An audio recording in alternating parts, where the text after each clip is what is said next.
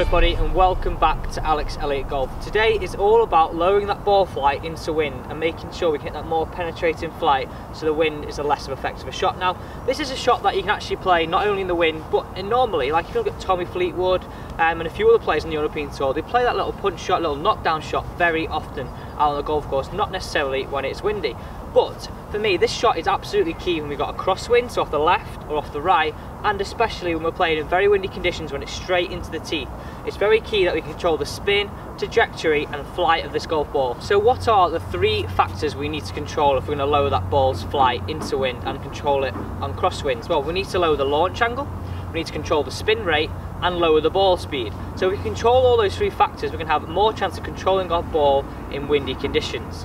So it's important to note here that in windy conditions, and we're hitting this more curtailed shot and shorter shot and punch shot into the wind, that the ball will go considerably a shorter distance. So it's important that we have a play around on the range, work out what clubs we need to hit when we're hitting this punch shot. Because for example, if I was to hit a 6-iron here, 6-iron yardage, but now I was hitting my punch shot, I'd be more inclined to take one club more and hit that punch shot with my 5-iron. This is just going to take into account the wind for one, but also that loss in ball speed that we're going to have to put on the ball in order to lower that ball trajectory and lower that ball's spin rate. So what do we want to create at impact? Well, ideally, in an ideal scenario, to lower this ball's flight, we want the hands ahead of the golf ball, the sternum ahead of the golf ball, all lowering the dynamic loft of the golf club. So if we could make a backswing and create this position here, so the hands ahead of the golf ball, sternum's ahead of the golf ball, all my weight's travelling ahead of the golf ball with my bottom of my arc past the golf ball.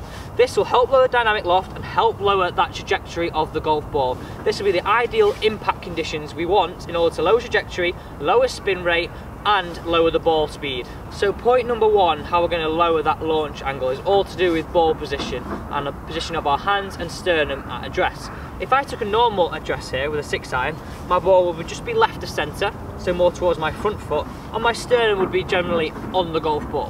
Whereas now, I want to shuffle here, get my ball just right of centre, so closer towards my back foot, and then that's going to allow me to have my sternum in front of the golf ball, so you can see my zip now is in front of the golf ball, and this is going to be easier to maintain my hands ahead of the golf ball. Now the key thing is here, if I can maintain that through the swing, I have a better chance of lowering that dynamic loft at impact, give me a better chance of lowering that launch angle. So the setup we've maintained in point number one, so the ball towards the back of our stance, the hands ahead of the golf ball and the sternum ahead of the golf ball, leads me on to point number two. So we've got our nice address position here. All I want you to do now is feel like you've got 55% of your weight on your left side and the rest of your weight on your right side. This is just going to help you maintain this position throughout the swing. If I keep this weight here, I can swing back to the golf ball, my sternum's ahead of the golf ball, my hands ahead of the golf ball, and as I said earlier, this is helping lower the dynamic loft of the golf club, helping lower that launch angle. The key thing is here, if we don't keep this weight 55% of our left side, we can undo our good work, come back to where it's comfortable with our zip on the ball, and therefore we're going to higher our launch angle. It is key here, we keep this weight on the left side and don't undo all the good work. Let's feel that the weight stays on the left side throughout the backswing, throughout impact, and then travels with the golf ball down the range. So this is key. Don't undo it. Keep that weight 55% on your left side, helps you maintain that lower launch angle. So this leads me on to my final point. We've talked about how we can lower that launch angle with setup and where our weight will be at address and throughout the golf swing.